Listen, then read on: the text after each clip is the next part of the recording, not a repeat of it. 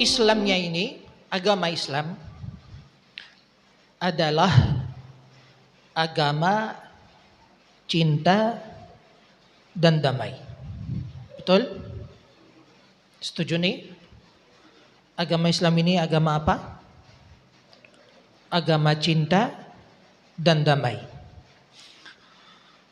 Bagaimana kita memahami dari Islam ini cinta? Kita memahami dari Islam ini cinta karena Allah Subhanahu wa ta'ala menciptakan segala-galanya atas cinta. Menciptakan segala-galanya atas cinta. Allah sendiri yang mengatakan dalam sebuah hadis qudsi, ya ibadi inni ya ibna adama inni laka muhibbun famin haqqi alaika an takuna li muhibba. Wahai Bani Adam itu semua manusia di muka bumi ini, Allah Subhanahu wa ta'ala mengatakan kepada semua manusia yang ada di muka bumi ini, inni laka muhibbun, aku sangat mencintai kalian. Kata Allah Subhanahu wa ta'ala begini, aku sangat mencintai kalian. Apa hikmahnya yang kita ambil dari kata ini? Allah Subhanahu wa ta'ala mengatakan wahai Bani Adam, bukan wahai muslimun, bukan wahai mukminun, tapi wahai Bani Adam. Termasuk apa dalam kata Bani Adam itu? Termasuk muslim, termasuk yang tidak muslim, termasuk yang berdosa, termasuk yang tidak berdosa, ya. Allah Subhanahu wa ta'ala mengatakan kepada mereka semuanya, innilaka muhibbun, aku sangat mencintai kalian. Kalau Allah Subhanahu wa ta'ala tidak mencintai seorang yang berdosa itu, Allah Subhanahu wa ta'ala pasti tidak menciptakannya dia. Gak mungkin Allah Subhanahu wa ta'ala menciptakan sesuatu yang Allah Subhanahu wa ta'ala tidak dicintai. Maka orang yang berdosa pun Allah Subhanahu wa ta'ala cinta kepada dia. Allah Subhanahu wa ta'ala cinta kepada orang berdosa. Kok bisa begini ya? Kok bisa Allah Subhanahu wa ta'ala cinta kepada orang berdosa? Iya, bisa cinta kepada orang-orang seperti yang Allah Subhanahu wa ta'ala berfirman dalam Al-Quran, kullu bani adamah khata' wa khairul khata'ina at-tawwabuna. Semua Adam, semua keturunan Adam berdosa. Tapi keturunan Adam yang berdosa yang paling baik, orang berdosa yang selalu bertaubat kepada Allah Subhanahu wa ta'ala, taubatan nasuhatan. Taubatan nasuhah. Apa itu taubatan nasuhatan? Taubatan nasuhatan itu taubatan yang dengan niat tidak ingin berdosa lagi. Dengan niat tidak mau berdosa lah, atau tidak ingin terus menerus berdosa, atau tidak ingin ulang dosa itu lagi. Kenapa? Kenapa Allah Subhanahu wa ta'ala mengatakan kepada kita, walaupun kita selalu berdosa, selalu banyak kekurangannya, selalu juga jauh-jauh dari Allah Subhanahu wa ta'ala, tapi Allah Subhanahu wa ta'ala tetap mengatakan kepada kita, aku sangat mencintai kalian. Supaya kita tidak putus asal dari karunia Allah Subhanahu wa ta'ala. Tidak putus asal dari karunia Allah Subhanahu wa ta'ala. Kalau kita putus asal dari karunia Allah Subhanahu wa ta'ala gara-gara kita banyak dosa, kita selalu melakukan dosa besar-besar, itu dosa. Putus asal dari karunia Allah Subhanahu wa ta'ala, itu dosa terbesar daripada dosa yang membuat kita putus asal dari karunia Allah Subhanahu wa ta'ala. Dosa yang paling besar, dosa yang membuat kita putus asal dari karunia Allah Subhanahu wa ta'ala. Jangan sampai putus asal dari karunia Allah Subhanahu. Silakan. Dosa kamu sebesar apa? Sebesar apa dosa kamu? Sebesar bumi, sebesar langit, sebesar dua-duanya. Karunia Allah Subhanahu wa taala tetap besar dari segala kebesaran. Ada satu orang datang kepada Nabi Muhammad sallallahu alaihi wasallam mengatakan, "Wahai baginda Nabi Muhammad sallallahu alaihi wasallam, saya berdosa besar ya Rasulullah." Kata Rasulullah sallallahu alaihi wasallam kepada orang itu, "Apakah dosamu lebih besar dari bumi?" Kata orang itu kepada Rasulullah, "Iya ya Rasulullah, dosa saya lebih besar dari bumi." Allah bertanya lagi kepada dia, "Apakah dosamu lebih besar dari langit?" Kata orang itu yang berdosa, "Iya ya Rasulullah, dosa saya lebih besar dari langit." Rasulullah SAW bertanya lagi kepada orang itu, "Apakah dosamu lebih besar dari langit dan bumi?" Kata orang itu kepada baginda Nabi Muhammad SAW, "Dosa aku lebih besar dari langit dan bumi." Sehingga Rasulullah sallallahu alaihi wasallam mengatakan kepada orang itu, "Waihak, sadarlah, sadarlah, waihak ayyuhar rajul, waihak, sadarlah wahai seorang pria, apakah dosamu lebih besar dari kebesaran karunia Allah Subhanahu wa taala?" Orang itu mengatakan kepada Rasulullah, "Tidak ya Rasulullah. Tidak mungkin dosa saya sebesar apapun akan jadi lebih besar dari karunia Allah Subhanahu wa taala. Tidak mungkin." Maka jangan putus asal dari karunia Allah Subhanahu wa taala. Tetap yakin dan percaya karunia Allah Subhanahu wa taala akan tetap besar dari segala dosa yang besar. Maka Rasulullah sallallahu alaihi wasallam selalu mengatakan kepada kaum yang sebelumnya selalu berdosa, "Tubu ilallah." Kembalilah kepada Allah Subhanahu wa taala dengan tadallulnya, dengan tawadhu'nya, dengan qalbun mukhlis, dengan qalbun muhib, dengan qalbun asyiqun lillahi Subhanahu wa taala. Isyiklah, cintalah, rindulah kepada Allah dan kepada Rasulullah sallallahu alaihi wasallam.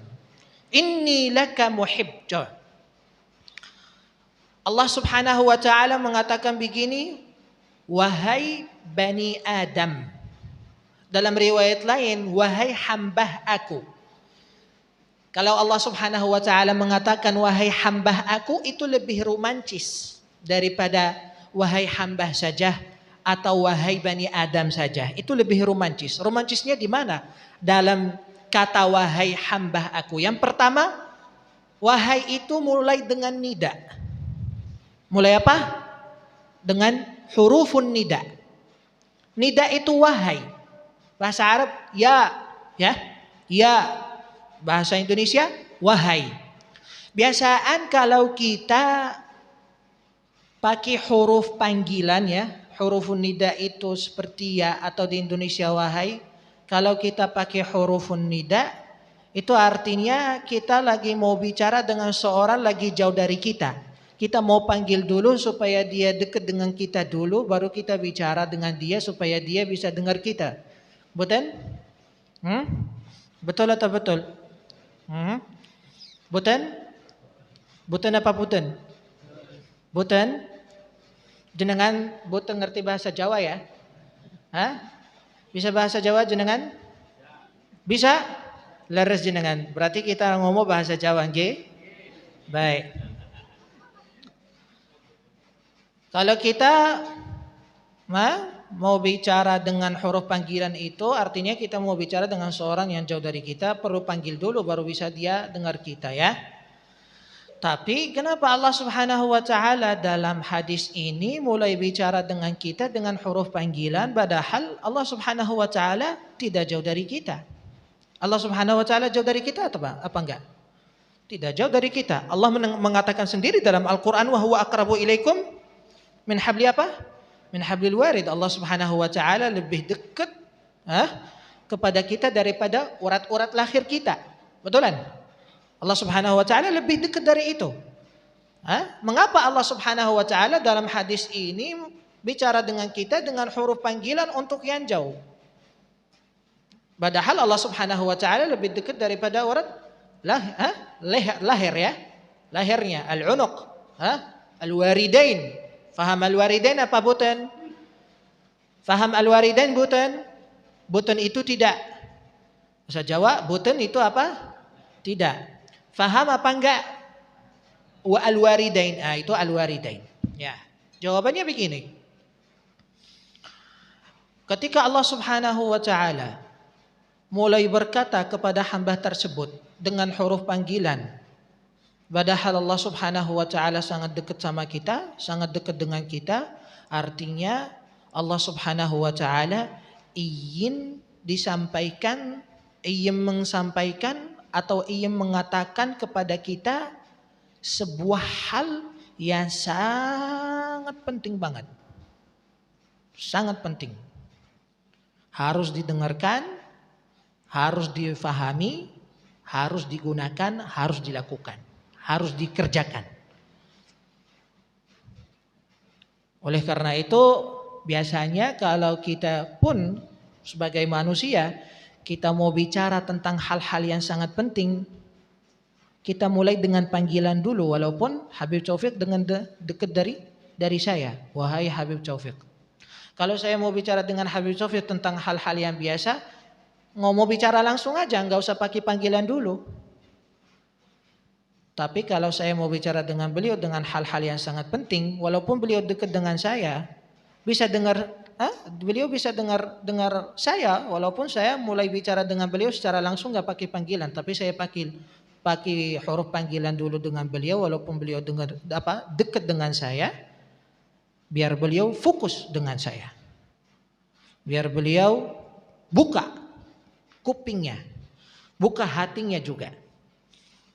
Itulah maksud Allah dari kata wahai hamba, wahai dari huruf nida itu yang dikata wahai itu. Maksud Allahnya begitu. Ketika kita dengar kata-kata Allah Subhanahu wa taala yang mulai dengan huruf panggilannya itu, kita harus memahami yang pertama, Allah Subhanahu wa taala ingin bicara dengan kita tentang hal-hal yang sangat penting. Yang kedua, harus kita buka kalbunya, bukan hanya sebatas kupingnya, tapi kita harus buka hatinya dan nyambung, gadu-gaduinlah jiwa kita dengan bicara Allah Subhanahu wa taala yang mulai dengan panggilan itu. Bicara apa itu? Al-hubbu. Bicara al-hubbu, cinta, bicara cinta tuh. Kan semuanya terbawa atas cinta. Saya sering menjelaskan firman Allah Subhanahu wa taala, wa ma khalaqtul jinna wal insa illa liya'budun. Saya suka menjelaskan illa liya'budun itu bukan hanya beribadah saja, tapi cinta, illa liyuhibbun. Wa ma khalaqtul jinna wal insa illa liya'budun, artinya illa liyuhibbun. Karena ibadah kita ini tidak bisa berjalan dengan baik-baik kalau tidak atas cinta Allah dan Rasulullah sallallahu alaihi wasallam. Kalau kita beribadah dengan cinta Allah dan cinta Rasulullah sallallahu alaihi wasallam, pasti ibadah kita berjalan dengan baik-baik. Pasti ibadah kita diterima oleh Allah Subhanahu wa taala. Kalau kita beribadah kepada Allah Subhanahu wa taala tidak dengan cinta kepada Allah, tidak dengan cinta kepada Rasulullah sallallahu alaihi wasallam, ibadah kita ini nyasar. Gak ada tujuan, gak ada hasil, gak tahu ibadah ini mau kemana. Ibadah kita harus bangun dengan asal cinta, dengan asas cinta kepada Allah dan kepada Rasulullah sallallahu alaihi wa alihi wasallam. Maka saya tadi mengatakan kepada antum, al-Islam ini dinul hubbi, agama cinta. Kemudian agama damai. Islam ini agama damai atau tidak? Agama damai atau tidak? Agama damai. Bukan agama pecah belah, bukan. Bukan agama fitnah, bukan. Kalau ada yang mengatakan kalau memang agama Islam ini agama damai, kenapa ada banyak perang-perangannya di sejarah Islam? Kenapa ada banyak perang-perangan, ada banyak firqah-firqahnya, banyak fitnah-fitnahnya, banyak yang dibunuh atas Islam dan sebagainya, itu kan? Dzalika la yabuttu bil islami bisila. Semua perangan-perangan di luar perangan Nabi Muhammad sallallahu alaihi wasallam tidak ada berhubungan dengan perangan agama Islam sama sekali. Itu perangan itu semua termandiri atas hubbud dunia. Atas hubbud dunia. Cinta ad-dunia. Yuridun ad-dunia. Mau dunia. Suka dunia. Atas hawa nafsunya. Pingin semua-muahnya. Pingin dia menjadikan diri paling utama di muka bumi ini di atas segala utama yang lainnya. Maka mereka mengaku Muslim, mengaku agama Islam supaya bisa sampai ke tujuan yang jahat itu. Kenapa mereka selalu mengaku agama Islam biar bisa sampai ke tujuan yang seperti itu? Karena mereka percaya dengan agama Islam. Orang-orang, masyarakat, manusia percaya dengan agama Islam, maka kalau orang ingin mendapatkan dunianya, dia main atas agama Islam supaya mereka percaya dengan dia melalui agama Islam. Kebetulan mereka percaya dengan agama Islam, bukan dengan dia. Tapi bagaimana cara dia supaya dia bisa mendapatkan percaya orang? Dia ngaku agama Islam, dia main atas agama Islam biar dia bisa mancing percaya orang tersebut. Biar dia bisa mendapatkan tujuan hawa nafsunya dia. Maka jangan ada yang campur-campur. Jangan memahami perangan-perangan yang dimainkan atas agama Islam itu perangan Islam, bukan. Itu perangan seorang yang perangan orang-orang, perangan firqah, madhab yang pingin dunia. Yang bermainkan dalam diri dia hawa nafsunya. Padahal agama Islam ini kalau dia benar-benar muslim dan menggunakan agama Islam, mengikuti agama Islam, dia menjadikan orang damai. Dimanapun dia berada, damai ada. Itulah agama Islam. Kita lihat aja sebelum Nabi Muhammad SAW mulai berdakwah. Kan antara kampung sama kampung yang lain di kabilah Quraisy itu selalu berperang. Selalu berperangan. Dan seluruh kampung-kampung karya kaum-kaum orang-orang Arab tersebut di zaman itu sebelum Rasulullah SAW mulai berdakwah dalam agama Islam ini, selalu mereka perangannya, selalu bermasalahnya. Tapi ketika agama Islam datang, ketika Nabi Muhammad SAW memulai berdakwah kepada Allah dan kepada Rasulullah dan kepada agama Islam, semuanya jadi saudara. Semuanya jadi ukhuwah diniyah.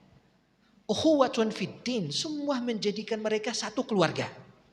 Satu keluarga seperti rumah, seperti keluarga dalam satu rumah, di atasnya ada satu atap, di bawahnya ada satu halaman.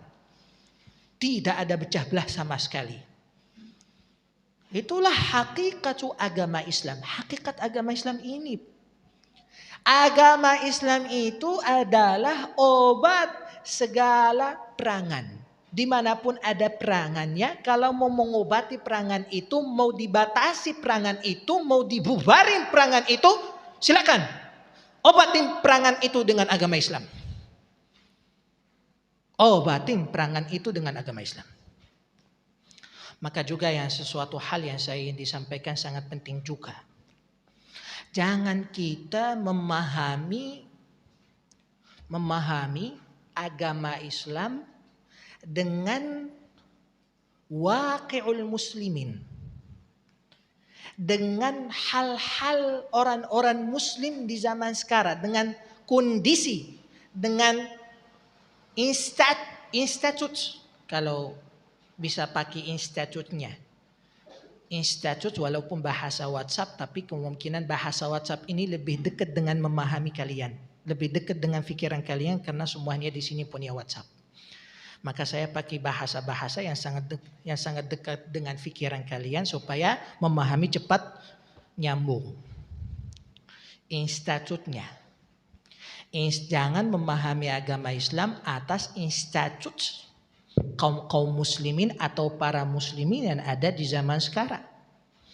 Kalau kita ingin mengalami keindahan agama Islam, ingin mengalami puncak cinta yang ada di agama Islam, puncak keindahan, kebagusan, ketenangan, keyakinan, kepercayaan yang ada di agama Islam ini harus langsung dari agama Islam.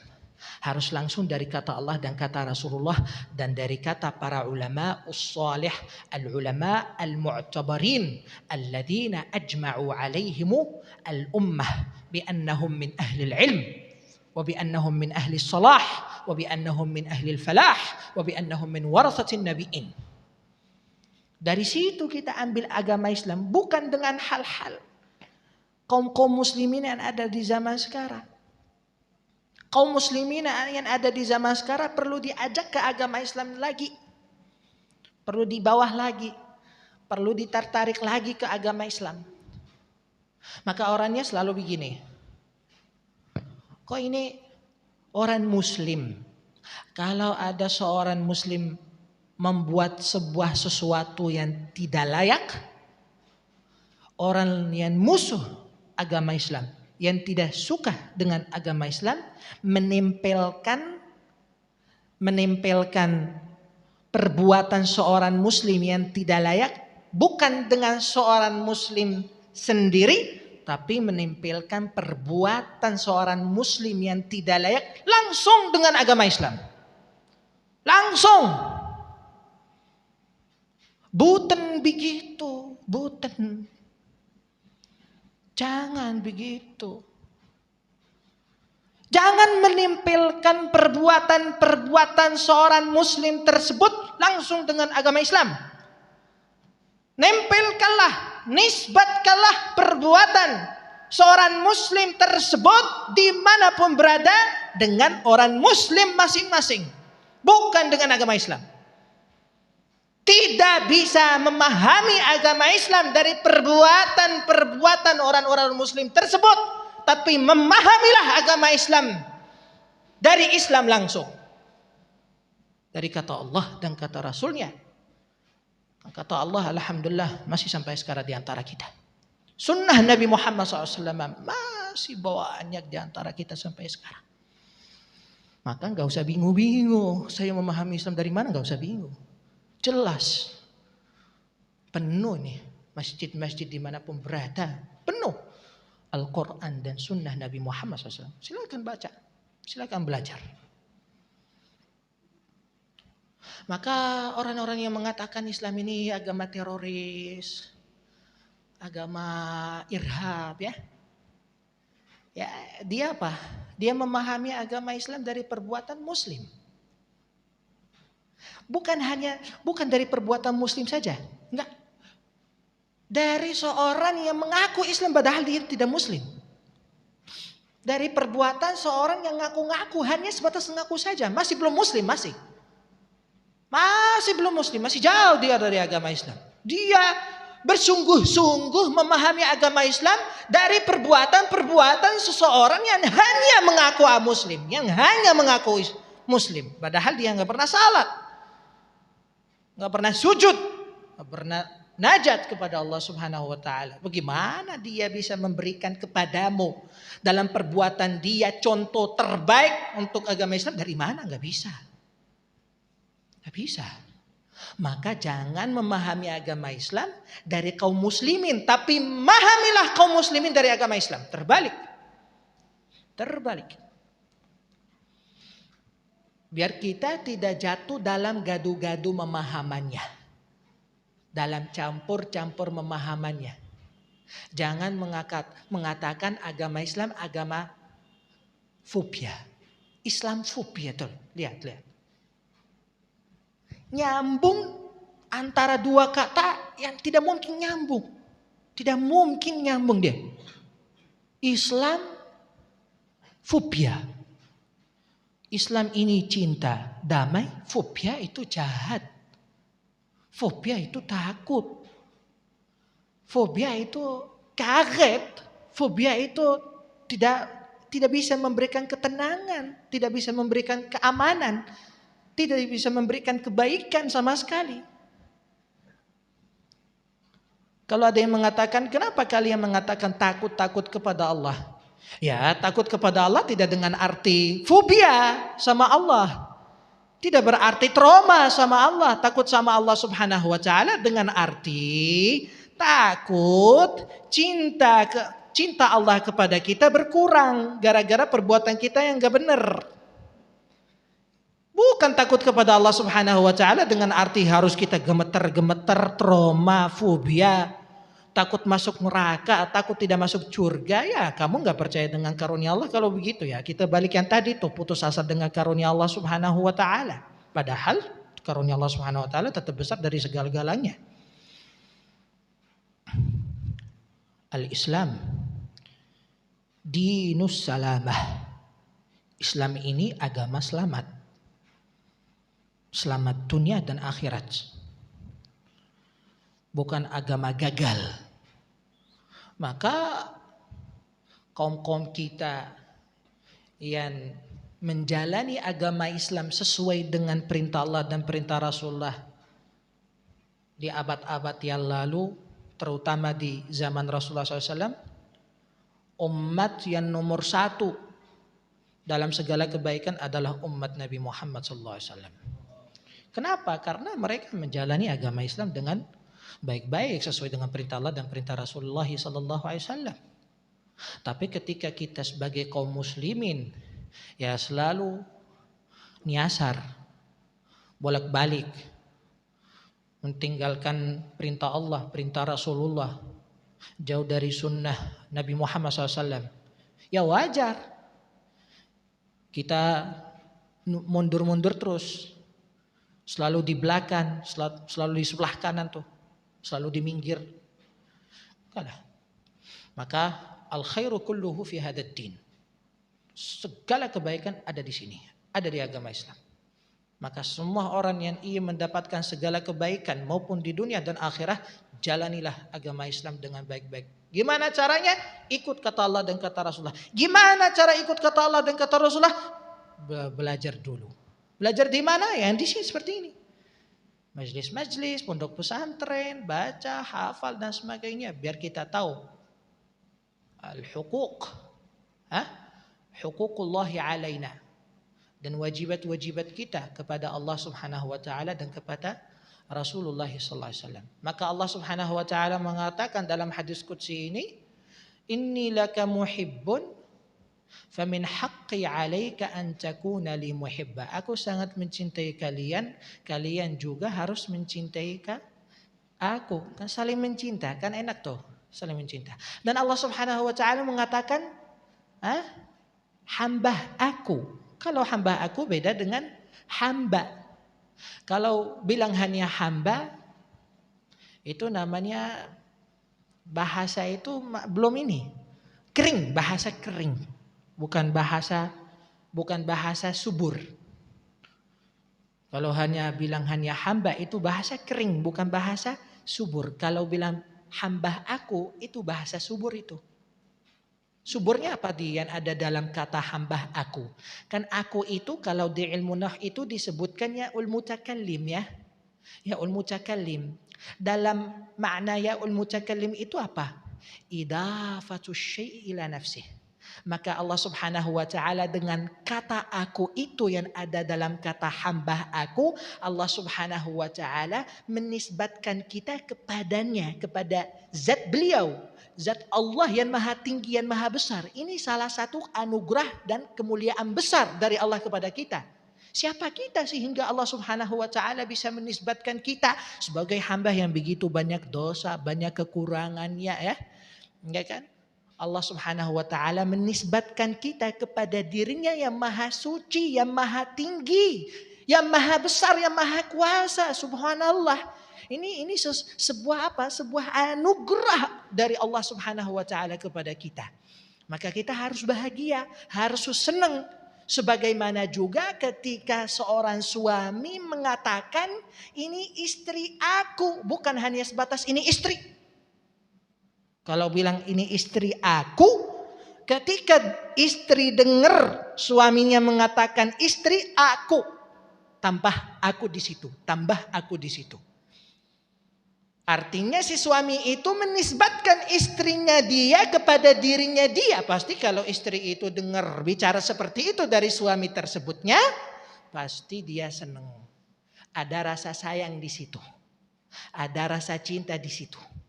Ada rasa kehormatan dari suami ke istri dikata aku di situ, itu kan. Begitu juga kalau istri bilang suami aku juga begitu, ada rasa kasih sayang dalam aku itu, dalam yaul mutakallim itu ada rasa kasih sayang, rasa cinta kan, rasa kehormatan, rasa kemuliaan dari istri ke suaminya. Maka suami kalau dengar aku senang, istri juga kalau dengar dari suaminya aku juga senang. Kalau suaminya dengar dari istrinya itu suami aku, atau istrinya dengar dari suaminya itu istri aku, mereka senang bahagia. Bagaimana kalau kita dengar kata Allah Subhanahu wa taala ini hamba aku, ya kan? Harus kita lebih bahagia dan lebih senang kan? Ya kan? Harus bahagialah. Allah Subhanahu wa taala menisbatkan kita kepada dirinya yang maha tinggi, yang maha mulia, ya kan? Yang maha kuat, yang maha suci. Kalau kita dengar ya begitu ya harus kita senang bahagia, Masya Allah. Cuma aja kalau ada seorang penjabatnya tinggi ya, ini mengatakan teman aku, aduh, merasanya ajib dia, merasanya terbang di langit yang 7, merasanya mi'raj lah. Merasanya udah sampai as-sidratul muntaha dia. Dia cuma hanya apa? Seorang penjabat yang mengatakan ini teman aku. Jadi temannya dia merasanya udah al-mi'raj. Hatta qala lahu Jibril istamir. Wa yaqul la ma astamirna. Hada nur, hada kathir, hada nur kabir, nur muhriq hada. لذلك لابد أن نفهم الأمور على ما هي عليه. دون زيادة ولا نقصان دون تحريف ولا تغيير يا نسأل الله سبحانه وتعالى أن يجعل هذا الجمع جمعا مباركا مرحوما وأن يجعل تفرقنا منه يا ربنا من كل شر معصوما وأن يبارك الله سبحانه وتعالى فيكم وأن يزيدكم من فضله ومن بركاته ومن خيراته ومن نعمه وأن يكثر من حبيبنا الحبيب توفيق السقاف أن يكثر الله من أمثاله وأن يبارك الله في صحته. كذلك الحبيب علي بالشيخ أبو بكر نسأل الله تعالى أن يكثر من أمثاله وأن ينفعنا الله بعلومه.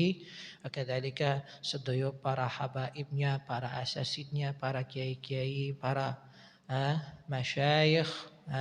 نسأل الله سبحانه وتعالى أن يبارك لنا فيهم جميعا وأن يمتعهم بالصحة والعافية وأن يزيدهم الله سبحانه وتعالى من خيراته ومن بركاته ومن فضائله ومن جوده وأن يوفقهم الله سبحانه وتعالى إلى كل ما يحبه الله عز وجل ويرضاه وأن يكون الله سبحانه وتعالى دائما لهم وإلا يكون عليهم وأن يختم لهم بالصالحات جميع أعمالهم وأن يجعل سجال رحمته عليهم وألا يجعل عليهم من لا يرحمهم ولا يؤمنهم وأن يرزقهم الأمن والأمان وأن يرزقهم السلم والسلام وبالخصوص في هذا الشهر المبارك في شهر شعبان. اللهم بارك لنا في رجب وشعبان وبلغنا رمضان. اللهم بارك لنا في رجب وشعبان وبلغنا رمضان.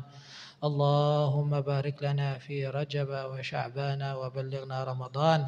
نسأل الله سبحانه وتعالى أن يوفقنا على الطاعة وأن يوفقنا للعبادة وأن يقربنا الله سبحانه وتعالى إليه من فرط حبه وشوقه إلينا يا أرحم الراحمين يا رب العالمين.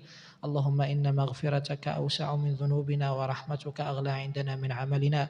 اللهم إن مغفرتك أوسع من ذنوبنا ورحمتك أغلى عندنا من عملنا. اللهم انشر علينا رحمتك، اللهم انشر علينا رحمتك، اللهم انشر علينا بركاتك، اللهم انشر علينا بركاتك. اللهم آدم علينا نعمة محبتك ونعمة الشوق إليك ونعمة ذكرك والصلاة على رسولك صلى الله عليه وآله وسلم. اللهم اجعل جمعنا هذا جمعا مباركا مرحوما، واجعل تفرقنا منه يا ربنا من كل شر معصوما. صلى الله وسلم وبارك على سيدنا محمد وعلى آله وصحبه وسلم تسليما. الحمد لله رب العالمين. الفاتحة.